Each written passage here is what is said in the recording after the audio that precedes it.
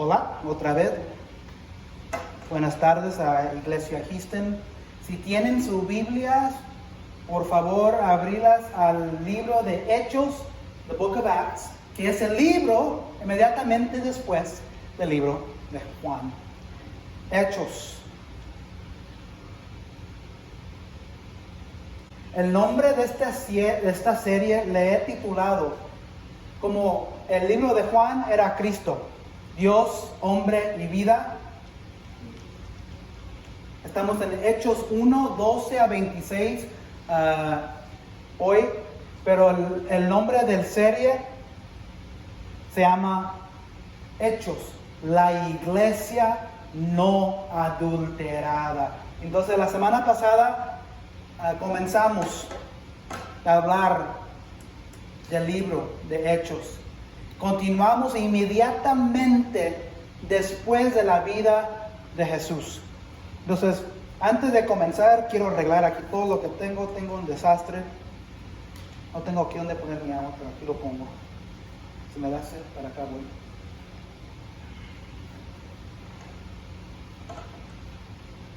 Hechos, la iglesia no adulterada. En inglés, the unadulterated church. ¿Qué significa la iglesia no adulterada? ¿Alguien? Exactamente, es la iglesia que se va a ver en la Biblia, la iglesia original, y cómo nosotros hoy podemos modelar, o cómo nos hemos desviado, porque la semana pasada hablamos de iglesias, pero en cierto sentido cada iglesia se ha alejado.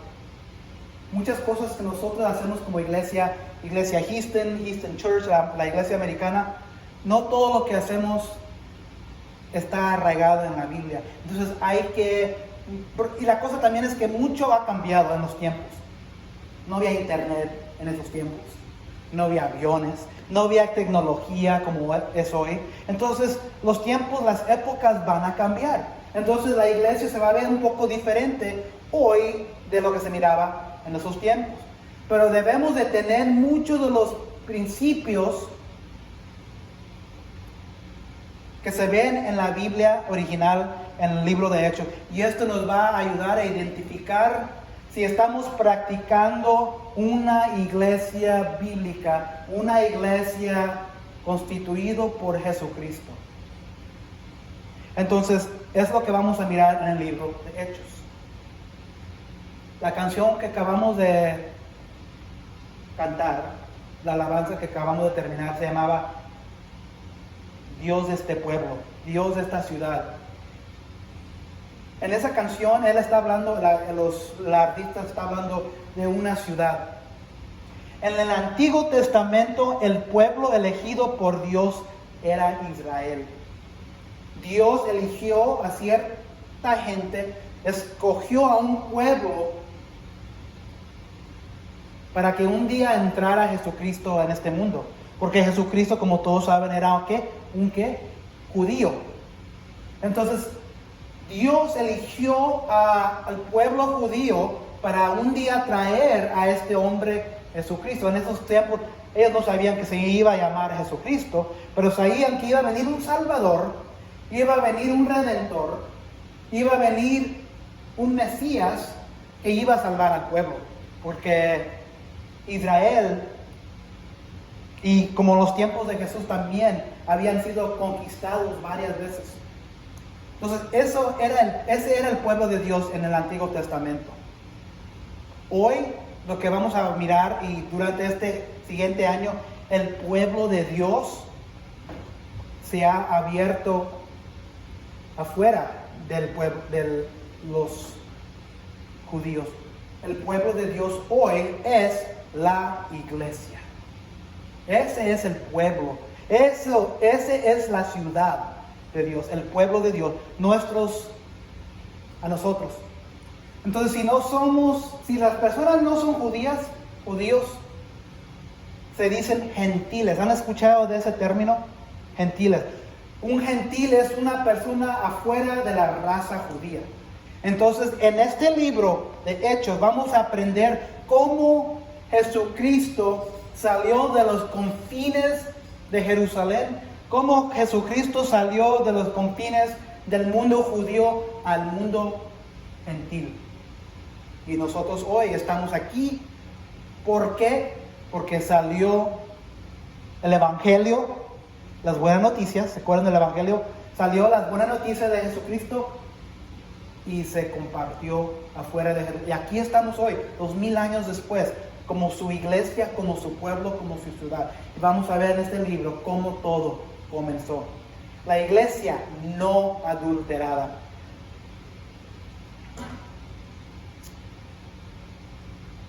Yo como hombre muchas veces me he encharcado en algo cuando no tenía paciencia para esperar. De hecho, las últimas 2 o 3 semanas he estado pensando y orando mucho porque tenemos un vehículo bueno, una camioneta. Pero los otros 3 vehículos que tenemos, si los ponemos juntos, a lo mejor se hace un vehículo. Entonces, cada de los otros 3 vehículos tienen problemas. Uno no tiene aire acondicionado y tiene problemas con las llantas. Otro no, hasta ayer no estaba caminando. Y la troca, bueno, está vieja, una troca vieja que tenemos, trabaja. Entonces, estamos bendecidos que tenemos los 3. Pero yo, no Carmen, yo he estado pensando, sería bien que si Dios nos daría otra bendición de agarrar una nota en un carro usado. Entonces, ayer todo el día traté de arreglar el carro que tenemos que está tirado ahí. Lo arreglé, pero todavía tiene problemas. ¿Todo por qué? No tengo paciencia. Y le dije a Carmen, si arreglo este carro, a lo que mejor quizás me quita el apuro para agarrar otro vehículo. Entonces, me lo quitó un poco, pero todavía no está corriendo bien. Entonces, le pido a Dios que me dé paciencia para quitarme eso. Porque muchas veces nos hemos encharcado en cosas que no debemos entrar porque no tenemos paciencia. En vez de esperar a Dios y esperarlo en su tiempo, me voy unas veces yo delante de Él. Y yo he hecho muchas decisiones malas en mi vida. Todos. Porque hemos tratado de hacer algo bueno. Y unas veces no son cosas malas, son cosas buenas. Pero no salen bien, ¿no?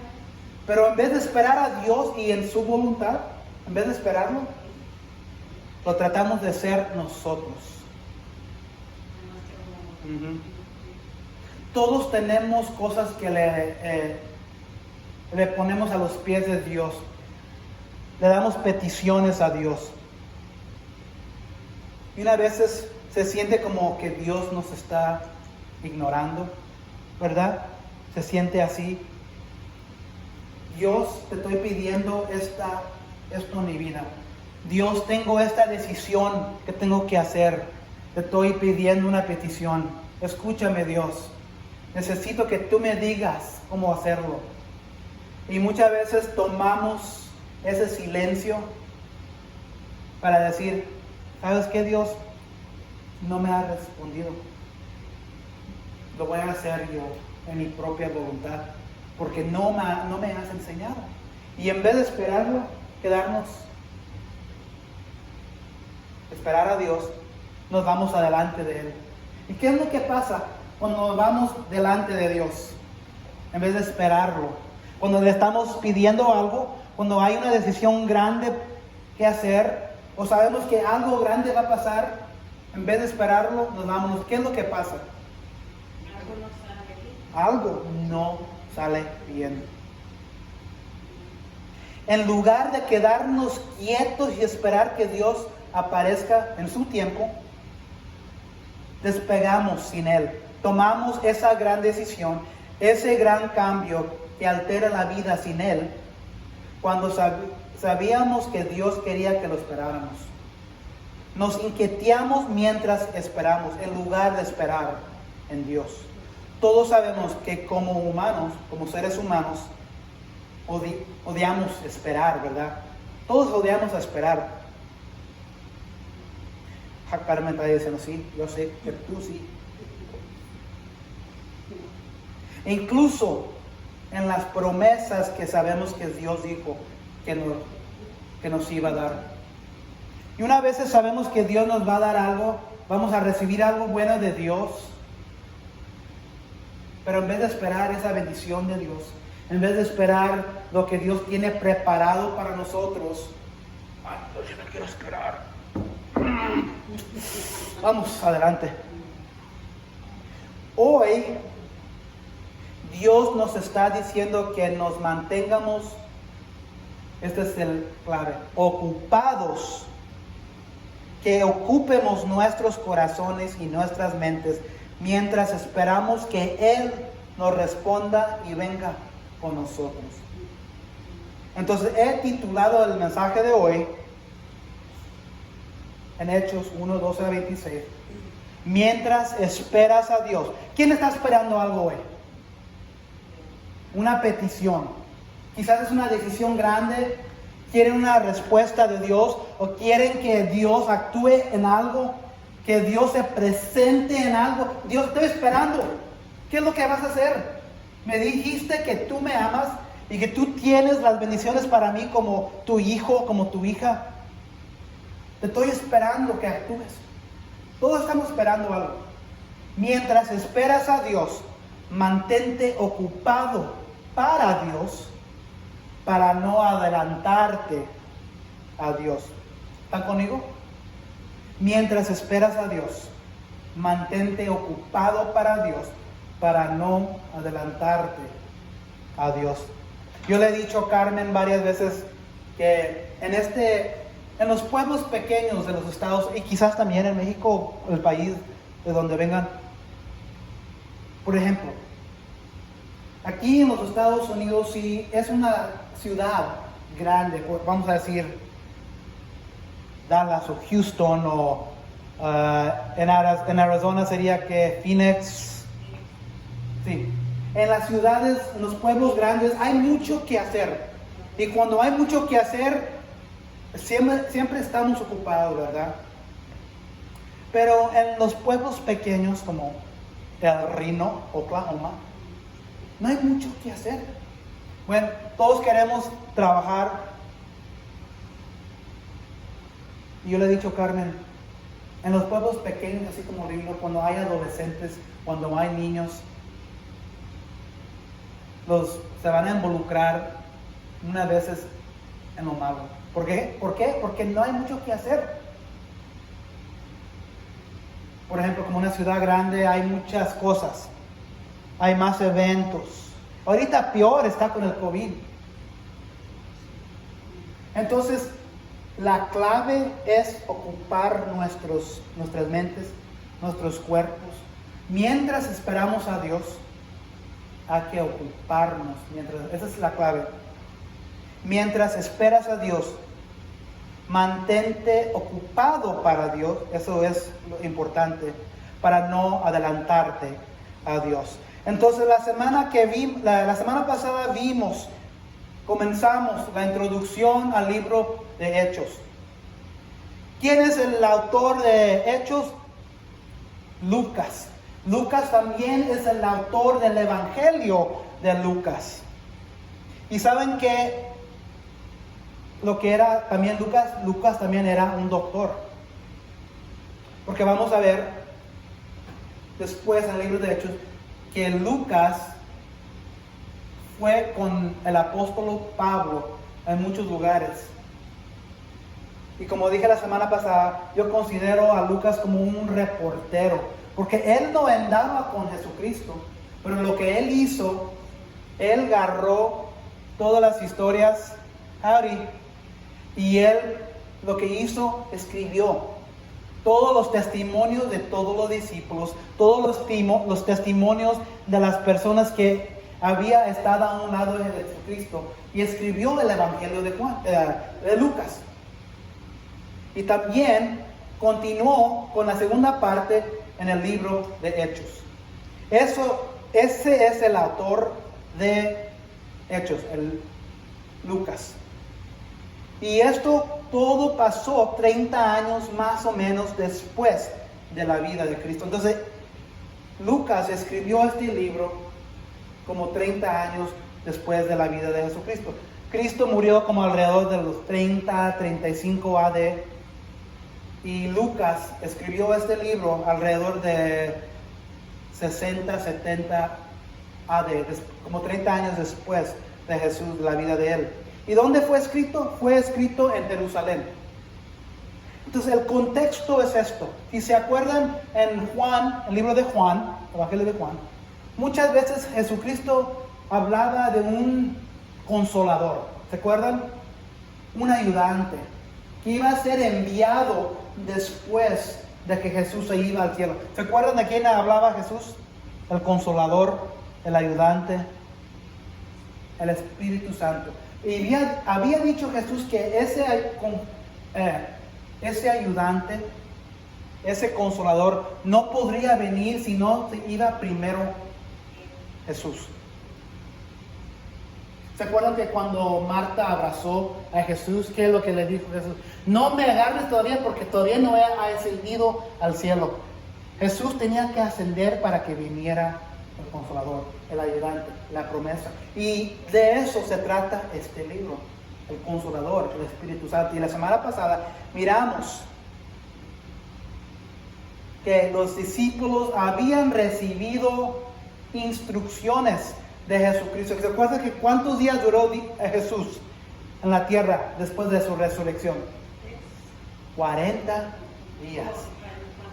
Sí, después de la resurrección. Sí, Él resucitó en tres días, pero después de haber resucitado, duró 40 días más en la tierra, en su nuevo cuerpo. ¿Se acuerdan que Tomás dudaba? ¿Y qué es lo que hizo Jesús para comprobar que era Él? A su lado, su costado. Entonces Jesús se quedó en la tierra por 40 días más y fue visto por multitudes de gentes, incluyendo a sus discípulos, y dándole instrucciones a los discípulos. ¿Se acuerdan la semana pasada que aprendimos que Jesús le dijo que se quedaran en Jerusalén porque iban a recibir iban a recibir la promesa, el regalo que el Dios su Padre le había prometido a ellos, la promesa. En el contexto de la semana pasada vimos en el versículo 1, 4, 5 y 8 que está hablando de nada más que el Espíritu Santo. Cristo estaba dándole instrucciones a sus discípulos: no se vayan para ninguna parte, quédense en Jerusalén, porque no van a poder hacer lo que están haciendo por mí sin el poder del Espíritu Santo. Y luego, cuando Jesús terminó dando instrucciones, ¿recuerdan qué es lo que pasó? Directo para el cielo. Y mientras los discípulos estaban mirando para arriba, ¿qué es lo que sucedió alrededor? ¿Quiénes estaban a un lado de ellos? 2 ángeles. ¿Se acuerdan? ¿Y qué es lo que le dicen los ángeles a los discípulos? Que se muevan. Hay mucho trabajo que hacer. Dijo los ángeles a los discípulos: saben que la misma manera que ustedes miraron a Jesús irse, va a ser la misma manera que Jesús va a regresar. Que Él regresará en la misma manera.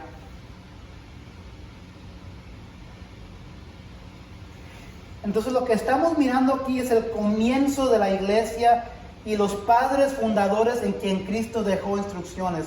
La iglesia, ¿se acuerdan la semana pasada? La iglesia comenzó y terminará con Jesucristo. Ese era el título del mensaje de la semana pasada.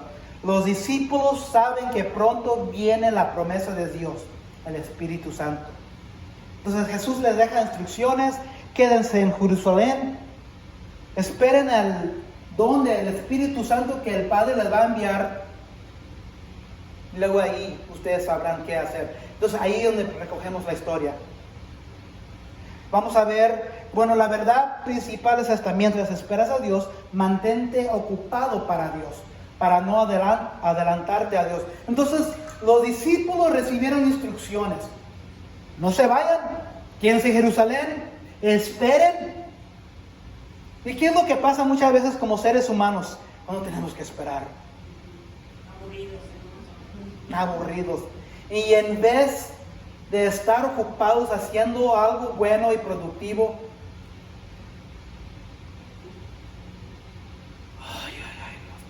pronto. Entonces, vamos a recoger la historia aquí. Pero vamos a ver 3 verdades. Verdad número 1, mientras esperas a Dios, ustedes todos acaban de decir que algo están esperando ustedes.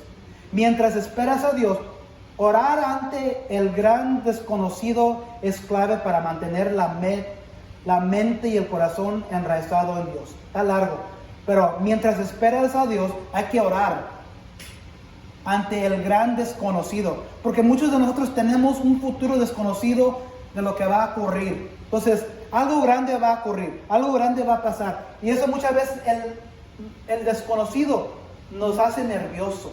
El desconocido del futuro, el desconocido de lo que va a ocurrir. Hay que orar ante el gran desconocido para mantener la mente y el corazón enraizado en Dios.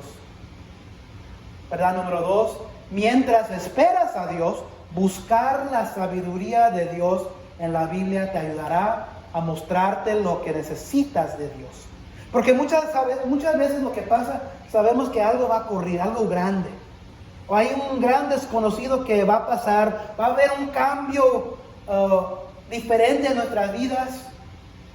Y nos quedamos ahí a ver qué pasará. Buscar la sabiduría de Dios en la Biblia te ayudará a mostrarte lo que necesitas de Dios. Porque muchas veces entramos a ese desconocido, entramos a esa situación nueva sin saber qué es lo que necesitamos. Pero mientras esperas a Dios, si buscas la sabiduría de Dios en la Biblia, eso te ayudará a mostrarte lo que necesitas de Dios. Y verdad número 3, mientras esperas y Dios revela lo que necesitas por medio de oración y su palabra, que es número 1 y número 2, ora de nuevo para que Dios te conceda sabiduría en cómo recibir esa necesidad. Porque muchas veces oramos por una necesidad, una petición, un cambio que va a ocurrir. Y luego Dios nos revela, nos conceda qué es lo que tenemos que hacer. Nos abre una oportunidad, nos abre en nuestras mentes, en nuestro corazón, en la dirección, los pasos para tomar. Pero nos dice Dios, pero necesitas esto. ¿Y qué es lo que debemos hacer? Orar de nuevo por esa necesidad. Mientras esperas y Dios revela lo que necesitas por medio de oración y su palabra, ora de nuevo para que Dios te conceda sabiduría en cómo recibir esa necesidad. Verdad número 1, mientras esperas a Dios, orar ante el gran desconocido es clave para mantener la mente y el corazón enraizado en Dios.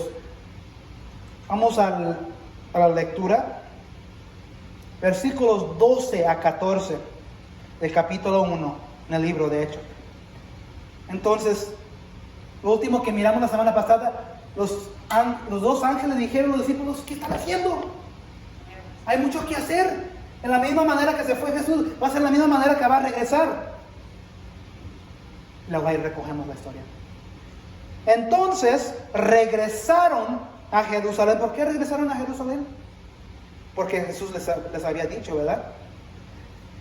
Entonces regresaron a Jerusalén desde el monte llamado de los Olivos, situado aproximadamente a 1 kilómetro de la ciudad. Cuando llegaron, subieron al lugar donde se alojaban. Estaban allí Pedro, Juan, Jacobo, Andrés, Felipe, Tomás, Bartolomé, Mateo, Jacobo, hijo de Alfeo, Simón, el celote, y Judas, hijo de Jacobo. Todos en un mismo espíritu se dedicaban a la oración, junto con las mujeres y con los hermanos de Jesús y su madre, María. pasamos. Entonces, inmediatamente de ver a Jesús irse al cielo, los ángeles dicen, ¿qué están haciendo? Así va a regresar Jesús. Les dejó instrucciones, váyanse a Jerusalén a esperar. Lo primero que hacen los discípulos, se van a Jerusalén. Y ahí miramos, si cuentan todos los nombres de los discípulos, ¿cuántos hay? Alguien cuente. ¿Cuántos nombres hay?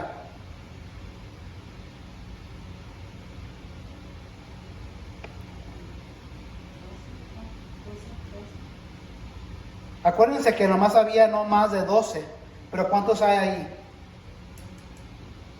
13. Es un poco confuso porque dicen hijo de Sí. todo eso. Hay 11. Hay 11. ¿Por qué hay 11? Porque Judas Iscariote ya estaba vivo. ¿Y qué le pasó a Judas? Es su conciencia. Y vamos a hablar un poco de Judas, porque él quería adelantarse enfrente de Cristo y lo miramos lo que pasó Judas.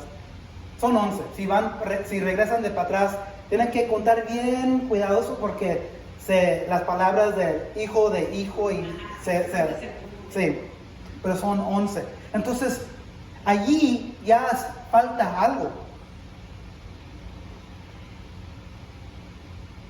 Después de las instrucciones de Jesús de esperar, el grupo de creyentes regresan a Jerusalén y esperan, esto es clave, unidos en oración. Porque si se fijan en el versículo 14, todos los discípulos que acaba de decir, en un mismo espíritu se dedicaban a la oración, junto con las mujeres y con los hermanos de Jesús y su madre, María. Entonces, no nomás eran porque todos sabemos de los 12 discípulos, pero eso era el grupo pequeño de estudiantes que Jesús eligió. Jesús eligió a 12 hombres. Y en ese grupo de 12 hombres, menos ahora Judas, esos 11 o 12, vamos a ver ahorita, van a cambiar el mundo. Estamos aquí porque los 11 o los 12, vamos a mirar, hicieron la obra que Jesús les pidió. Y estamos aquí hoy, 2000 años después, por causa de lo que ellos hicieron por la causa de Jesús. Entonces, ¿quién está ahí? Todos los discípulos. Y también ¿quién está ahí? Mujeres. Muchos otros que seguían. Entonces, habían 12 discípulos en el grupo pequeño. En esos 12, Dios o Jesús invirtió bastante de su tiempo. Entonces, siempre habían multitudes de gente siguiéndolo, pero Él se enfocó en 12 hombres. Yo ahorita estoy discipulando a un hombre. Cada semana, un día de la semana, salimos a comer, salimos a un café, hablamos de la Biblia, hablamos de nuestras vidas.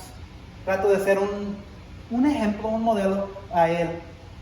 No siempre se trata de la Biblia, pero Dios escogió 12 hombres en vez de escoger a miles de personas para hacer su obra. Escogió a 12. Pero eso no es decir que no había otra gente, otros discípulos, porque ¿qué es un discípulo? Una persona que sigue a otra persona. Entonces había mucha gente. Entonces las mujeres también eran discípulos. Hermanos, lo único que voy a decir de eso, con sus propios ojos, con sus propios oídos, dice el versículo 14, junto con las mujeres y con los hermanos de Jesús y su madre María. Entonces ahí estaba María presente, pero ¿qué dice la palabra? Que Jesús tenía que hermanos. Y también tradición dice que él también tenía hermanas. Porque si se fijan, no quiero decir mucho, pero nomás para que en el contexto de lo que estamos rodeados hoy.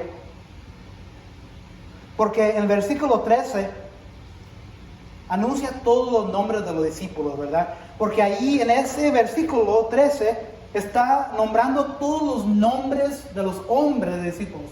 Entonces, discípulos. Entonces, ahora en el versículo 14 está separando diferente, apartando otra cosa. Está diciendo, o también, aparte de sus discípulos, también vinieron las mujeres que estaban rodeados alrededor de Jesús y los hermanos de Jesús y la mamá María de Jesús. Todo eso para decir que María tuvo otros hijos, que tuvo familia después de tener a Jesús. Ya para este tiempo, José, el padre terrenal de Jesús, ya había muerto. Entonces, nada más recuerden que a los últimos de Juan, ¿qué es lo que Jesús está mirando para abajo en la cruz y le dice a alguien? A Juan. ¿Y qué le dice? Aquí está tu madre, madre. Porque en ese momento todos los discípulos habían abandonado a Jesús. La familia, los hermanos, habían abandonado a Jesús. Pero eso era en el momento de la muerte que estaba sufriendo. Ya nos adelantamos 20, 30 años. En ese tiempo, los hermanos han venido finalmente al conocimiento que Jesús era el Salvador. Entonces, otra cosa que sale de ahí para mí en este momento es que si ustedes están orando para alguien y se siente que Dios nunca los va, que nunca van a ser alcanzados por Jesús o por Dios, los hermanos finalmente vinieron al conocimiento de Jesucristo, de su hermano, décadas después. Entonces, todavía hay esperanza. Porque los hermanos mismos de sangre rechazaron a Jesús. La familia propia de él lo rechazaron. Porque en lo de Juan nunca se mencionaron ellos. O sea, que ellos no estaban ahí. No estaban. Pedro negó a Jesús 3 veces. Judas lo traicionó. Y los otros discípulos se fueron. Nomás Juan estaba ahí. Entonces, si están orando por alguien, tengan paciencia, porque muchas veces dura tiempo. Sea un hijo, una hija, un hermano, una hermana, una madre, un padre, un esposo, una esposa, cuñado, un amigo, se dura tiempo. Estos hermanos no dice cuándo recibieron o creyeron en Jesús como el Salvador, pero en cuando fue escrito ya eran como 3 décadas después, como 30, 40 años después. Y el libro de Santiago es el medio hermano de Jesús. Santiago también rechazó a Jesús cuando estaba vivo, pero ya sería los últimos de la vida de Jesús, o después Dios alcanzó a Santiago. Entonces, todo eso para decir que Jesús tuvo hermanos después de que Él nació.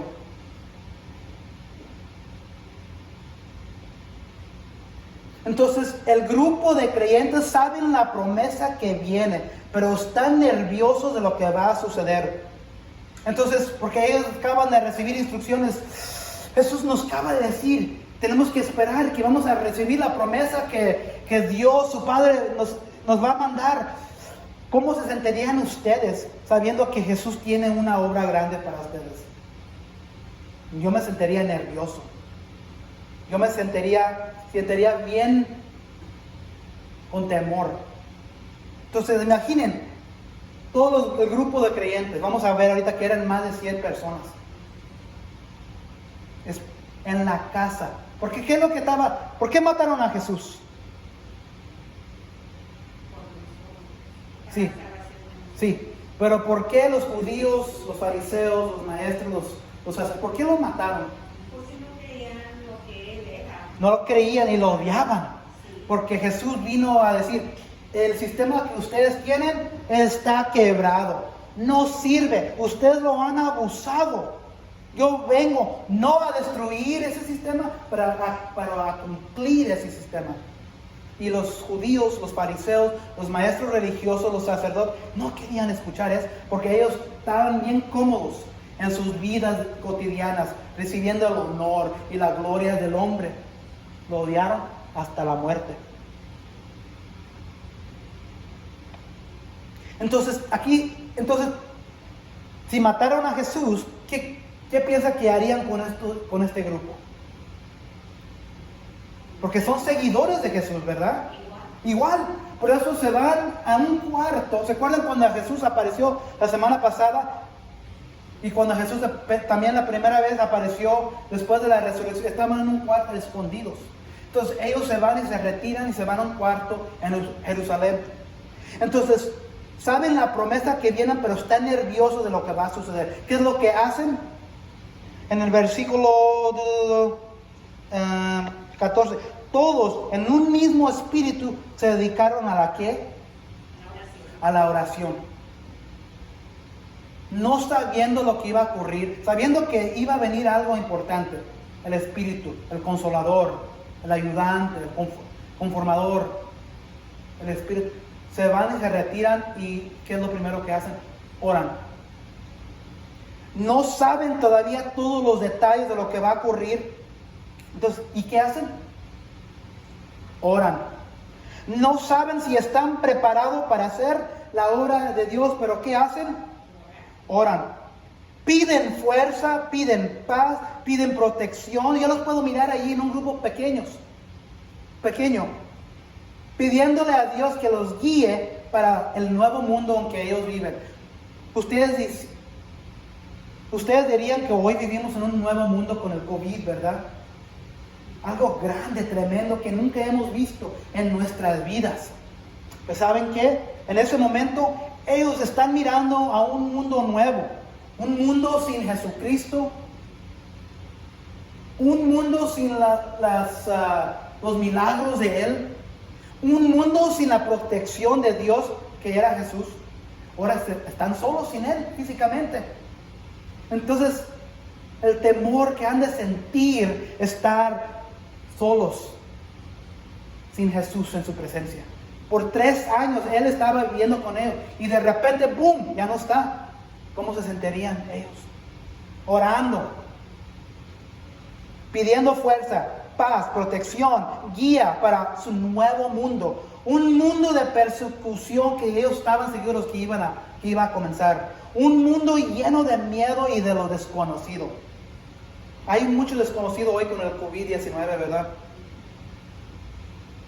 Pero imagínense el mundo desconocido de los primeros creyentes por la primera vez sin Jesucristo.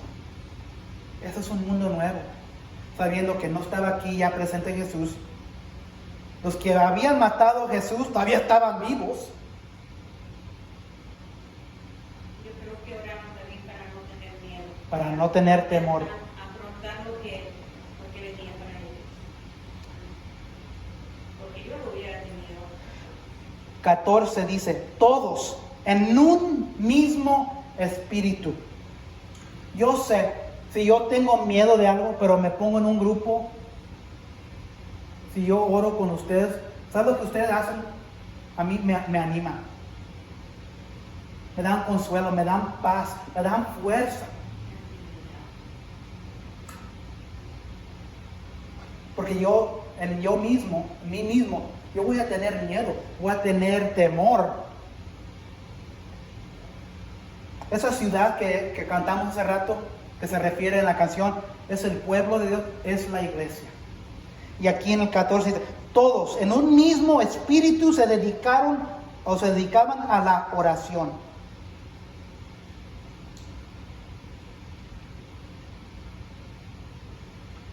Entonces, mientras ellos esperaban el don, el ayudante, el consolador, el Espíritu Santo, no se quedaron ahí sentaditos nomás.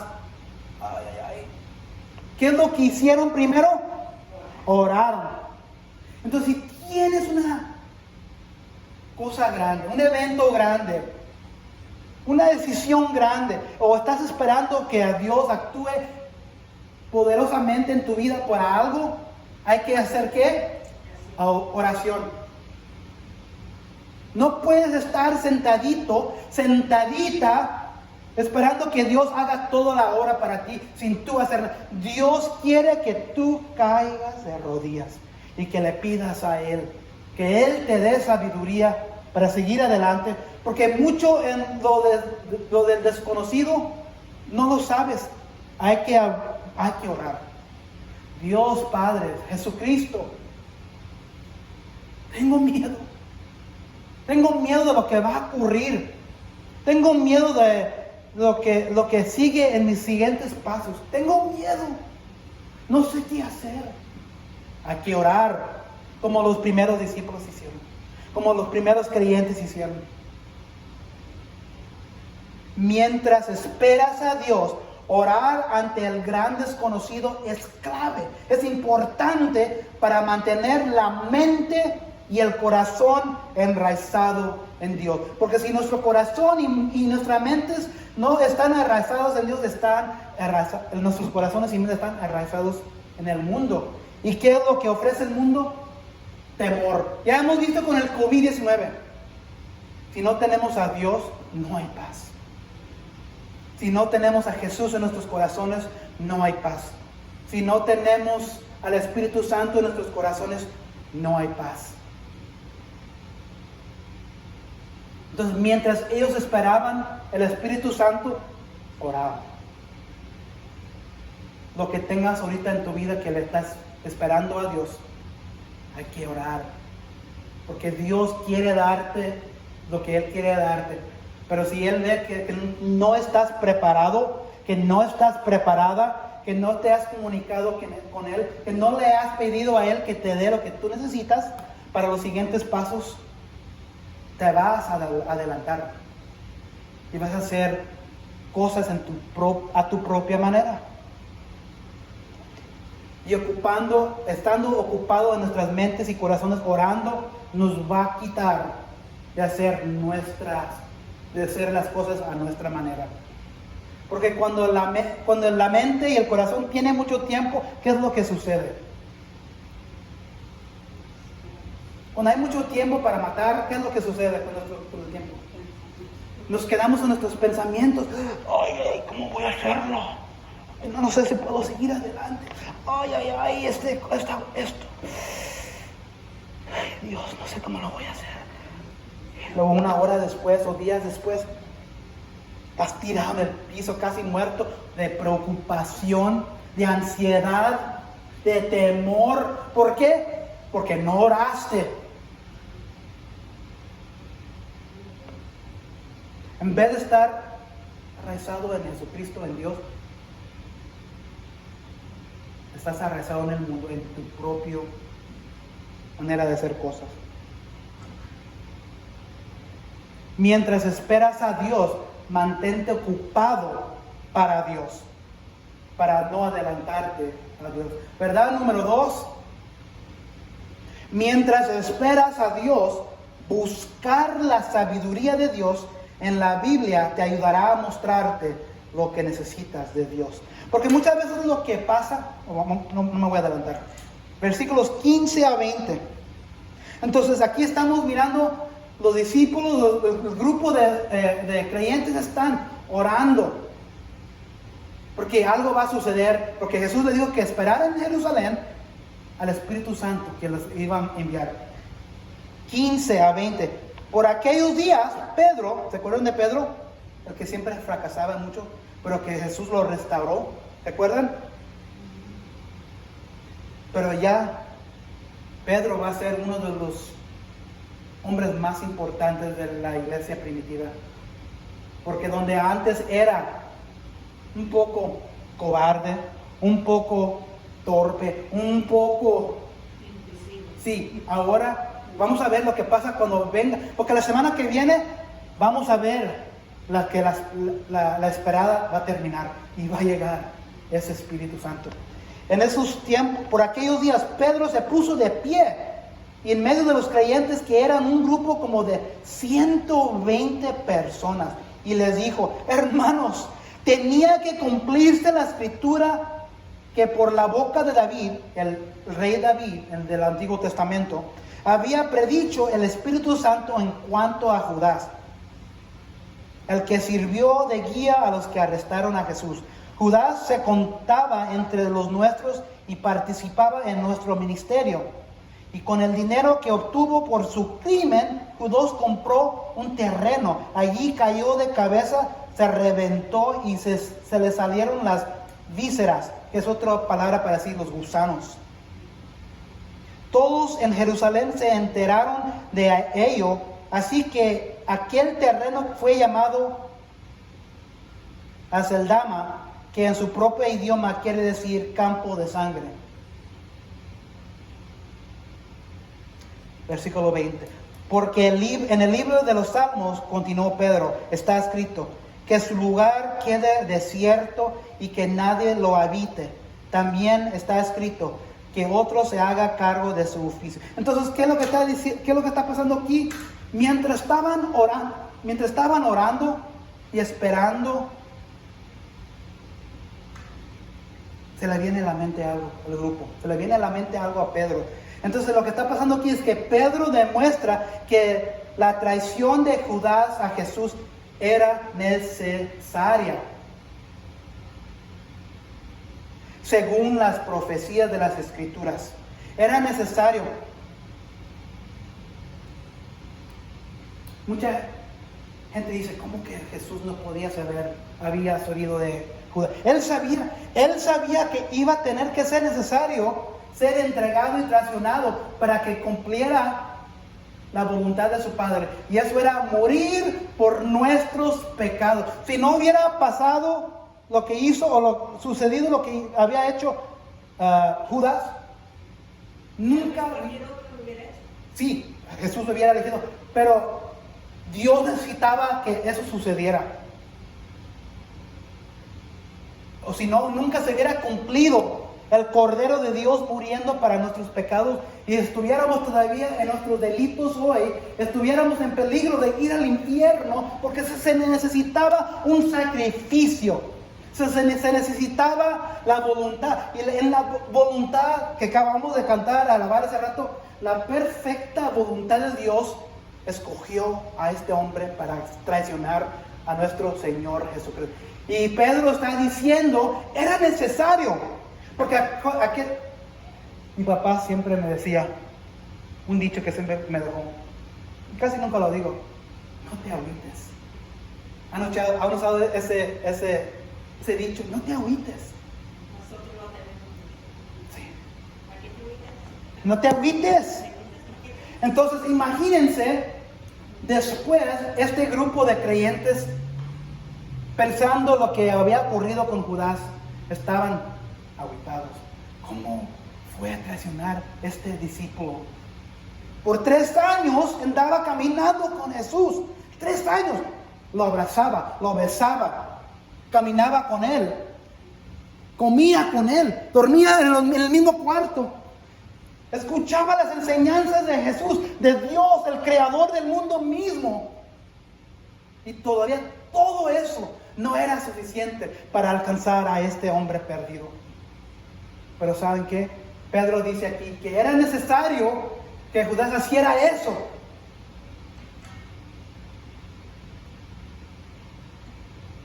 Santiago 1, 23 a 25 dice: el que escucha la palabra pero no la pone en práctica es como el que se mira el rostro en un espejo y después de mirarse y se va y se olvida enseguida de cómo es. Pero quien se fija atentamente en la ley perfecta que da libertad y persevera en ella, no olvidando lo que ha oído, sino haciéndolo, recibirá bendición al practicarla. Entonces, la primera verdad era orar. ¿Qué es la siguiente? Que es la siguiente verdad. Mientras esperamos a Dios, hay que buscar la sabiduría de Dios en la Biblia para ayudarnos a mostrarnos lo que necesitamos de Dios. Primero, orar. Y luego, buscar en la Biblia. Porque ¿qué es lo que dice aquí Pedro? Fíjense, en versículo 15. Porque después de orar, dice Pedro se levanta y dice, por aquellos días Pedro se puso de pie en medio de los creyentes, que eran un grupo como de 120 personas. Les dijo, hermanos, tenía que cumplirse que las escrituras que por boca de David había predicho el Espíritu Santo en cuanto de Judas, el que sirvió de guía a los que arrestaron a Jesús. Judas se encontraba entre los nuestros y participaba en nuestro ministerio. Con el dinero que obtuvo por su crimen, Judas compró un terreno. Allí cayó de cabeza. Entonces, cuando él se colgó del árbol, se le reventó su estómago. Está dicho en tradición de otros libros afuera de la Biblia, y también dice en otros libros que él se colgó en la Biblia. Después se le salieron del estómago puros gusanos.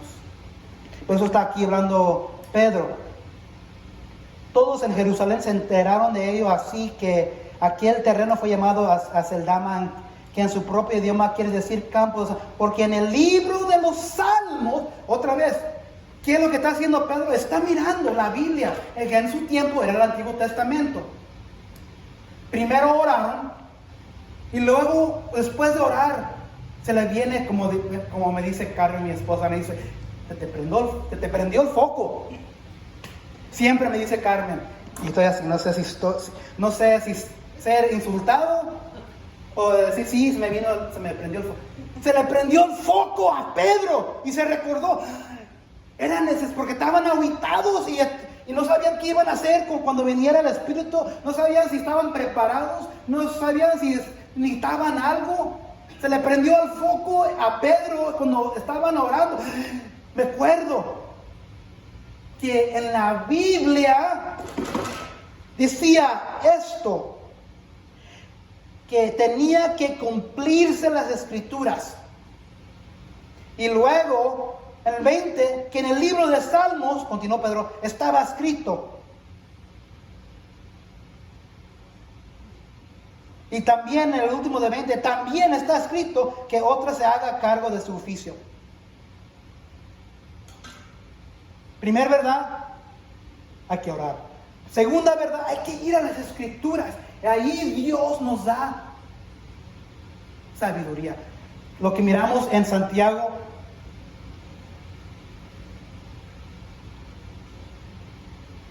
porque quien se fija atentamente en la ley perfecta que da libertad.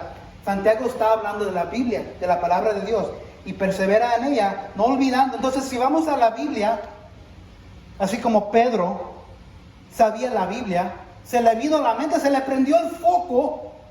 Oh, sí, estaba escrito. Después de orar.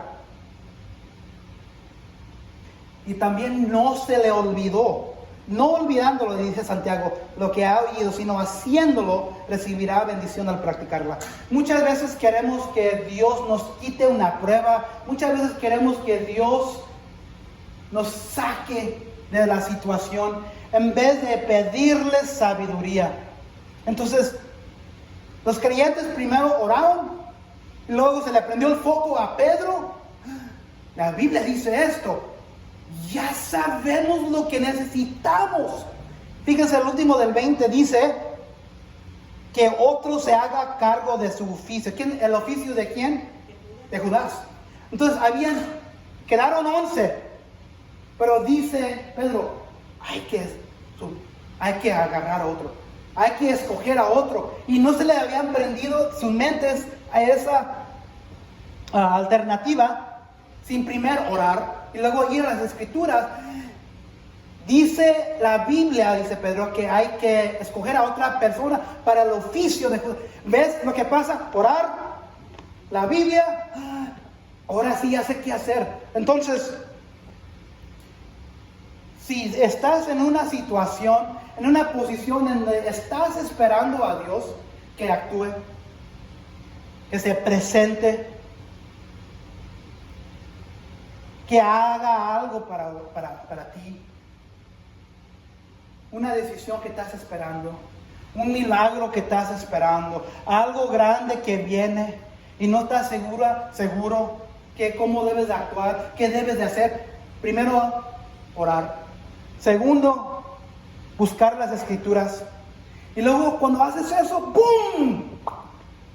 Ya sé qué hacer, ya sé qué pensar. Dios, gracias por darme la sabiduría. Nunca hubiera ocurrido si Pedro y los creyentes no habían primero orado. Luego buscar las escrituras. Mientras están esperando, están ocupando su mente y su corazón. Mientras esperas a Dios, buscar la sabiduría de Dios en la Biblia te ayudará a mostrarte lo que necesitabas, lo que necesita Dios. Ellos no sabían que necesitaban a otra persona. Se le prendió el foco después. Necesitamos otra persona porque cuando venga el Espíritu Santo, Dios quiere que hagamos la obra a ir a los confines de la tierra. ¿Se acuerdan la semana pasada que dice Hechos 1:8? Decía, cuando Jesús le dice, pero cuando venga el Espíritu Santo sobre ustedes, recibirán poder y serán mis testigos tanto en Jerusalén como en toda Judea y Samaria y hasta los confines de la tierra. Pero ellos sabían que les faltaba algo. Oraron, buscaron. No podemos hacer esa tarea, no podemos hacer esa obra sin estar completo. Estaban descompletados. Entonces, si tienen algo ahorita donde no se sienten completo, oren. Luego busquen en la palabra de Dios. Y si necesitan ayuda, ¿dónde buscar? Hay hombres, hay maestros, mujeres, piadosos, piadosas, que pueden ayudar. No tienes que orar como solitario. No tienes que estar solo, no tienes que estar aislado. Si necesitas ayuda orando, levanta la mano. Hay muchos que quieren orar contigo. Si necesitas ayuda buscando las escrituras de la Biblia, me tienen a mí, tienen a Carmen, ahí tienen en la iglesia americana.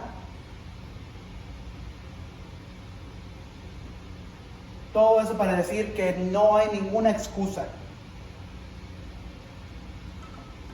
Entonces, mientras están esperando al Espíritu Santo, no están ahí nada más de Dios. Se están ocupando, están aprovechando del tiempo que tienen de esperar, manteniéndose en un espíritu, como familia, como grupo de creyentes. Y dicen, ¡ay! Necesitamos esto. Y cuando Dios presente la necesidad de lo que se necesita para ti en tu vida, después de orar y buscar en la palabra, Dios quiere que hagamos otra cosa. Mientras esperas y Dios finalmente revela lo que necesitas por medio de oración y la palabra de Él, ora de nuevo para que Dios te conceda sabiduría en cómo recibir esa necesidad. Otra vez hay que hacer ¿qué? Orar.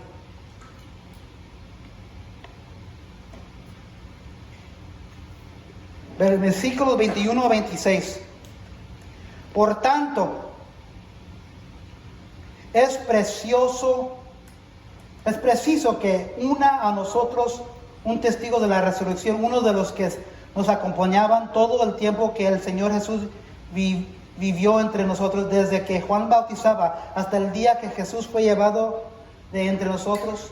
Así que propusieron a dos. Entonces escogieron a dos hombres, a José llamado Barsabás, apodado al Justo, y a Matías, y oraron. Otra vez oraron. Así, Señor, tú que conoces el corazón de todos, muéstranos a cuál de estos dos has elegido, para que se haga cargo del servicio apostólico que Judas dejó para irse al lugar que le correspondía. Luego echaron suertes y la elección recayó en Matías. Así que él fue reconocido junto con los 11 apóstoles. Entonces ahora había 11 y ahora hay ¿qué? ¿Cuántos? 12. Pero esto no se hubiera visto si no hubieran primero orado, si no hubieran entrado a la Biblia. Otra vez, Santiago 1, versículos 5 a 8 dice: y si a alguno de ustedes le falta sabiduría, pídasela a Dios, y Él se la dará pues Dios da a todos generosamente sin menospreciar a nadie, pero que pida con fe sin dudar, porque quien duda es como las olas del mar, agitadas y llevadas de un lado a otro por el viento. Quien es así no piense que va a recibir cosa alguna del Señor. Es indeciso e inconstante en todo lo que hace. Entonces, después de orar, esculcar la Biblia, las Escrituras, necesitamos otra persona. Podemos hacer esta obra que Jesús nos dio sin estar completos. Oraron de nuevo y miraron que necesitamos una persona más. Hay que escoger. Y sabiendo que tenían que escoger a un nuevo hombre, oraron entre esos dos hombres para que Dios guiara al escogido. Y eso fue lo que pasó. Y vamos a ver a la semana que viene, están listos los discípulos, están listos los creyentes, está listo el nuevo pueblo de Dios. ¿Por qué? Se prepararon bien. ¿Qué estás esperando hoy? ¿Qué estás esperando en este momento? ¿Qué decisión grande te ha puesto Dios en tu corazón? ¿Qué petición le has dado a Dios que Él actúe? ¿Qué le has pedido a Él para que se presente en tu vida? Y si nomás estás, ok, esperando Dios, nunca te va a conceder la sabiduría que necesitas para seguir adelante. Si no estás arrodillada, si no estás enterrado en la Biblia, buscando qué es lo que Dios quiere para ti. Después de tiempo, ¿qué es lo que vas a hacer? La vas a hacer en tu propia manera. ¿Y qué es lo que va a suceder? Cosas terribles, cosas horribles. Y vas a decirte después, ay, si me hubiera esperado a Dios, si hubiera orado. Muchas veces cosas pasan en nuestras vidas porque no oramos, no nos preparamos bien. Una historia de volada, nuestra primera casa que tuvimos en 2005, una casa grande, porque queríamos tener todo lo que tenían las otras familias en Dallas. No oramos, no buscamos las escrituras. Qué casa tan bonita, 2 pisos, tantas recámaras. Hoy, como 1 año y medio después, ya la andamos perdiendo. Porque no oramos, no seguimos la palabra de Dios. Y era una gran decisión, era una bendición de Dios, pero porque no nos presentamos bien, no esperamos bien. Así como los discípulos, no era el sueño americano, era la pesadilla americana. Entonces, hay que evitar eso. Si están esperando algo en este momento de Dios, oren. Vayan a la palabra de Dios. Y luego oren otra vez. Porque en ese momento Dios les va a conceder qué es lo que necesitan. Gracias, Padre, por tu palabra. Gracias, Padre, por tu Hijo Jesús, que nos dejó su palabra para nosotros hoy, 2000 años después. Gracias, Padre, que no estamos aislados en este mundo. Gracias, Padre, por los fundadores de la iglesia, que tú comenzaste la iglesia dejando a estos hombres encargados, que les diste direcciones, que primero le dijiste, tengo una gran cosa para que ustedes hagan, pero primero lo que quiero que hagan es que tienen que esperar. Es como decir, te voy a dar $1,000,000, pero tienes que esperar. No somos pacientes para eso, Padre. Padre, danos paciencia. Ayúdanos a esperarte para no adelantarnos de ti. Tenemos algo grande en nuestros corazones hoy. Tenemos un yugo que nos está aplastando en este momento. Tenemos algo pesado. Una decisión. Un cambio de vida. algo grande que viene alrededor de la esquina. Padre, esperamos, pero mientras esperamos que tú te presentes, esperamos en oración y esperamos en tu palabra. Que nunca olvidemos lo que tú nos has dado, tu palabra y una manera para comunicarnos contigo, Padre. Porque ahora tenemos el Espíritu Santo, cada uno de nosotros. ¿Por qué?